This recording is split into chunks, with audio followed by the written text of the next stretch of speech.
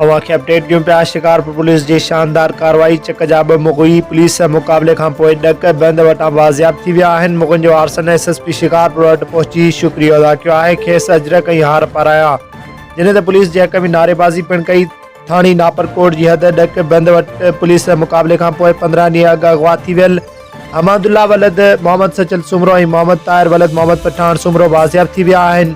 दाड़ियल तलके lucky Ghulam Shah चक थाणी जे ॻोठ मुबारकपुर जे रवासिन खे हिकु हंध खां ॿिए हंधि मुंतक़िल करे रहिया हुआ त ॻिजे इतला ते ASP सिटी सद Fazal Shah Bukhari, DSP Khanpur, DSP Lakki, SHO Rahimabad, SHO Rustam, SHO Naparkot, SHO Chak ऐं स्पेशल टीम जी अॻवानी में पुलिस थड़े ते कार्रवाई कई।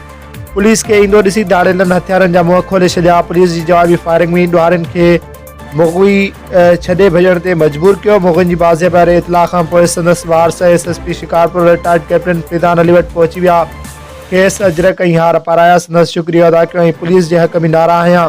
यादि रहे त मुग़नि खे पंहिंजी ज़मीन तां हथियारबंद हथियारनि जे ज़ोर ते अगवा करे विया हुआ, जंहिंखां पोइ SSP Shikarpur retired captain Faizan Ali जी हिदायतुनि ते मुग़नि जी बाज़ियाबी लाइ पुलिस मुख़्तलिफ़ हंधनि ते छापा पिणु हयां हुआ।